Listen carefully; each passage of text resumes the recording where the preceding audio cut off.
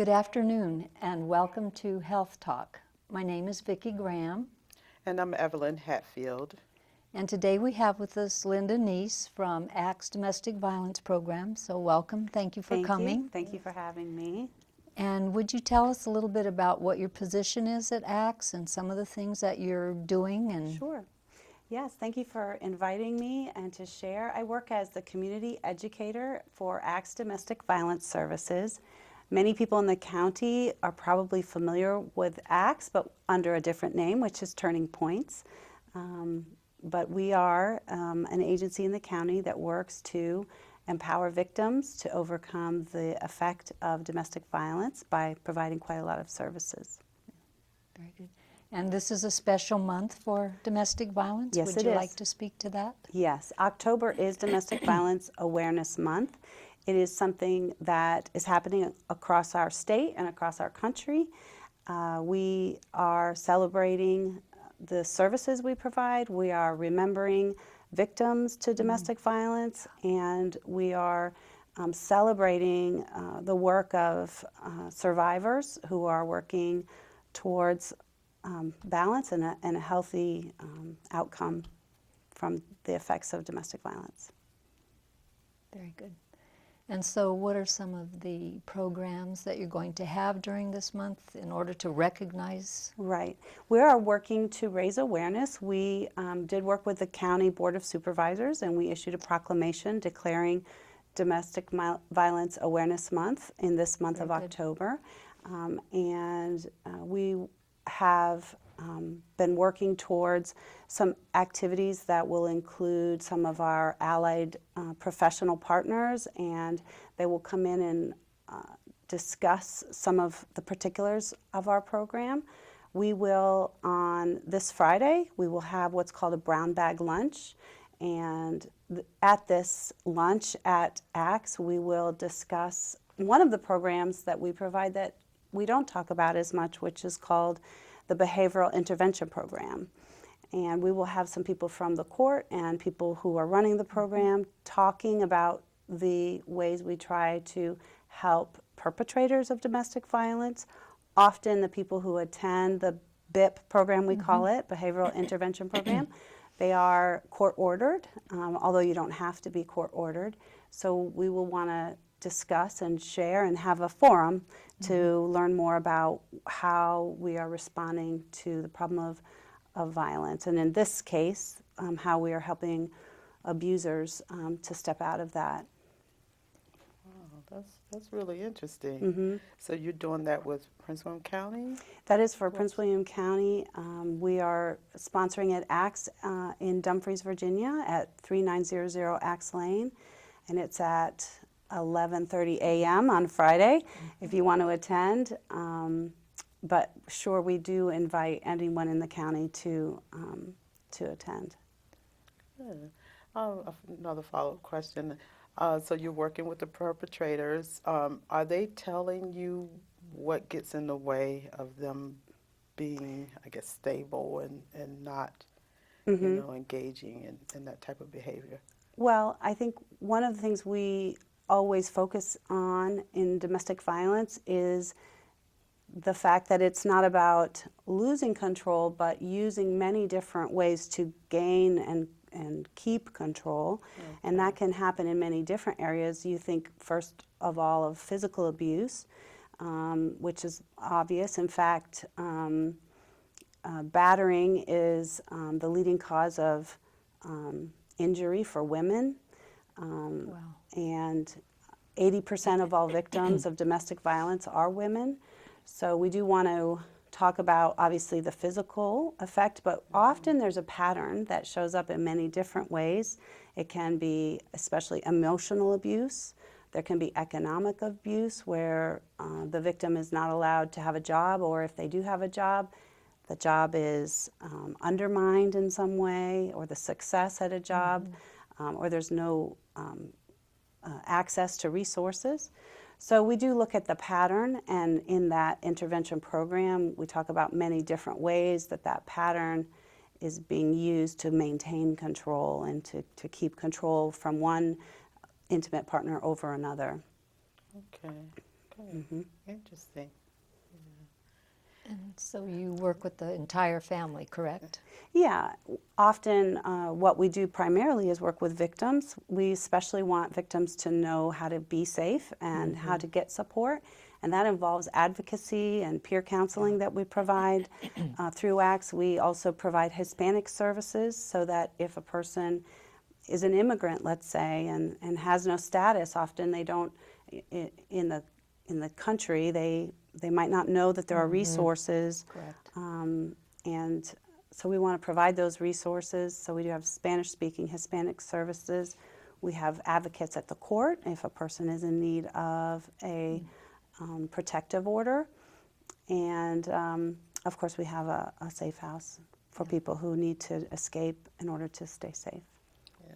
Do you have any data about men, the prevalence among men? Because I suspect that women, they're more likely to report it. Maybe in some cases not, but Yeah. I'm It is- thinking men probably are less, because it looks like they're weak. Yeah. Perhaps, I don't know. Yeah, well, it is a problem that crosses all socioeconomic layers. It crosses all race and gender and orientation and every kind of category. It's not limited to people at poverty level as opposed to another. It's not limited to one race or culture over another. But we do find that there are 1 in 4 women will experience some form of physical violence in their lifetime, and actually some statistics say 1 in 5, and some say 1 in 7 men will also experience violence from a partner, an intimate partner, in their lifetime. So it is definitely something, and we do have men coming for our advocacy as well as women in our BIP program. Wow. Okay. You mentioned that you try to teach them how to stay safe. What are some of those suggestions that you give them? Well, safety planning is very important, and really only the person in that situation knows what's safe and not safe, and we want to support them in evaluating the situation. Sometimes we would encourage them to have documents that are important at hand. They might not know they need a birth certificate or documents for the children, things like that. We would want them to bring their own identification. We'd also want them to talk with their children about situations that may become more violent and what the children should do and not become involved in the argument, so that they would know to run to a neighbor's house or a trusted family member. So we do want to work to assess the level of, we use the word lethality, the level of danger with them, and that really is by a case-by-case basis.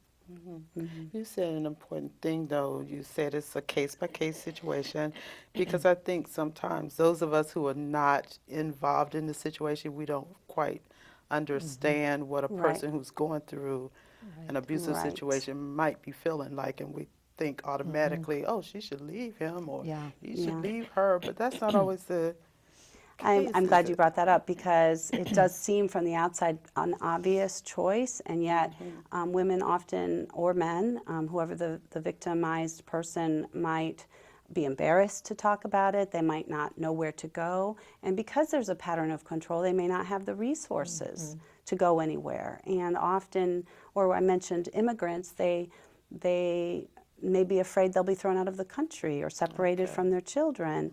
So again, we want to really empower the victim or the person who's facing that situation to make the choices for themselves, what they feel is the safest option. And we recognize that from the outside, we don't know what the best best option is. They know best, and they're the ones living with the consequences of whatever choice they make. So we try to, again, empower them to make those choices. Yeah. You mentioned a certain amount of control. Tell us a little bit more about that. What do you mean when it's about control? Is it controlling the individual, or what does all of that mean? Right. it's often we think of physical abuse as the most obvious part of domestic violence, and that's because the person who's stronger or the person who is using force to get their way, often they can control by using fear. So whatever actions they might take, they might do that to induce fear on the part of their partner. And that fear is really a tool to keep them quiet, to keep them subservient, or, you know, in a position where they really don't have options. We talk about the effect of the words, the emotional abuse, and the effect on the esteem and a person's ability to think clearly. And sometimes there might be control just by always telling a person, you're crazy, that never happened, even though it really did happen.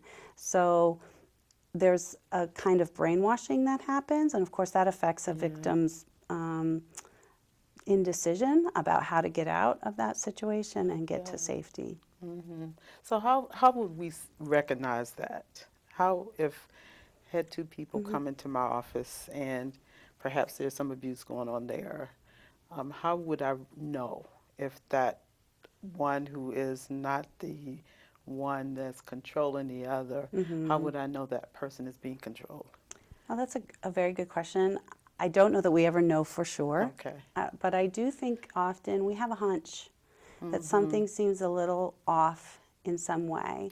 Sometimes an abuser can be very happy and easygoing, seemingly on one side. It has a public persona and then a private persona, and so there can be very manipulative. So it's easy for, again, other people to think other things, and when a victim does all of a sudden gain the courage to say, this is not a good situation, and someone they trust doesn't listen or believe what they say, well, maybe you should have set the table better, or, you know, and they don't hear that victim's attempt to communicate it. I think you have to remember that it's the first time they're putting that into words, and they don't know how to put that into words. And so I think, first of all, I would just be quick to listen and not to make assumptions. I like that. And then ask a question. I mean, just say, do you feel safe? Is there something going on that I don't know about? So that's okay to do. Yeah, I think you want to communicate that it's a safe place for them to discuss what might be happening. And we would, of course, want them to call ACTS and get involved and get support from an advocate who's been trained to recognize some of those signs. We call them red flags, and to be able to recognize the actual situation and get them some support, so that they feel, again, able to think clearly, because maybe they haven't had the opportunity to say, this is really what's happening, and I need help. So, So they could have, no, that's okay. They could have a friend or a family member that might have some concerns, and they could call ACTS Domestic Violence Program as well, just to say, what resources do you provide, and then bring that back to their friend or family member if they weren't ready to if they're not make ready. that call. But they can get some advice about the situation and get some input about, that might be a concern, and to try to get it to the point where the person who's affected would be able to communicate and call ACTS. And is it confidential, or? It is confidential. We really work hard to create safety, so we want to keep that as a confidential call or visit. We also have a children's program, and so we want to also protect the situation for the whole family. And we want to help children to be able to deal with the effects of a hostile environment they might grow up in. I read a quote from someone who writes about social intelligence, and he says that a child's brain is like a plant, and it grows to fit the ecology in which it's planted. And so those neurons are growing based on the sort of emotional climate of the home. And we want to support them so that they have better tools and resources to understand what's happened, to understand some of the emotions that go along with that, to be able to put words to difficult emotions, and to have a sort of a future that maybe wouldn't repeat the cycle of violence, so that it is not a generational. So you're doing prevention, intervention, and postvention Yeah. all across the Wow. board. Yeah, Yeah. Yeah. we are. I like what you said about the confidentiality piece because Yeah, it's important. It's Yeah. scary. yeah, for most people, I'm sure, just to be able to say, my spouse beats me, and you know. Yeah, recently we with our different groups, we have support groups for adults, for Hispanics, and also for children, and we asked them this month to participate in what's called the Clothesline Project, and this is also a project that's being done throughout the country.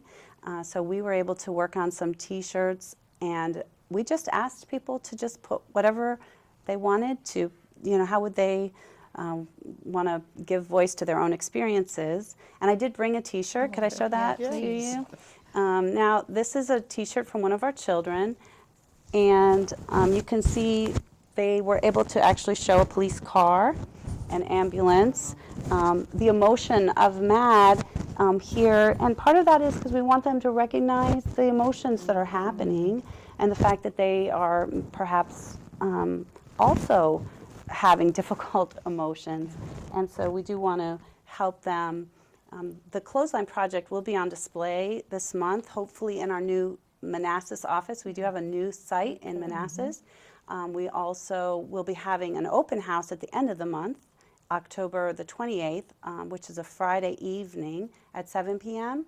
And at that event, we will invite the whole community to come in and, again, to celebrate the work that's being done, the way people are overcoming the situations they're in. And that will be at the McCourt Building in Woodbridge. And so we would love to invite everyone in the community to come out and celebrate the good work that is happening in our county, in Prince William.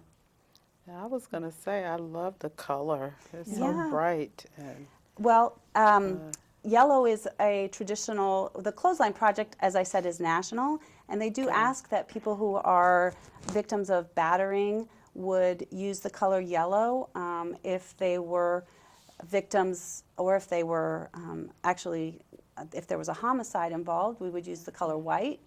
So there's actually some symbolism there for the kind of violence that a person has experienced.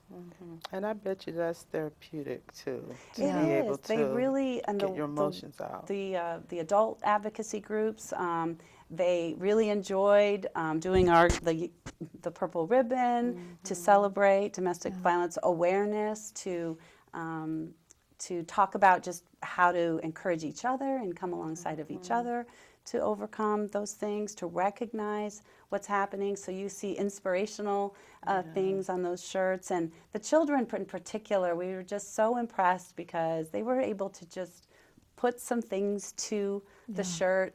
They just have a way of communicating the reality of that, but also that's very hopeful, because even though a child's brain is affected, it's always changing, and as we give the positives, it changes for the better, and we have good neural pathways of joy and of well-being, so we want to see that. I like that. Thank you very much for coming today, Thank Linda. you. And one last time, the number to the domestic violence program? I did want to share that there is a hotline. It's available 24/7, and that number is 703. I want to make sure I don't get it wrong. It is 703-221-4951. That's 703-221-4951. That's a crisis hotline. It's available 24/7 for assistance and resources, and in any way that they can get help. Thank you. All right, you're welcome.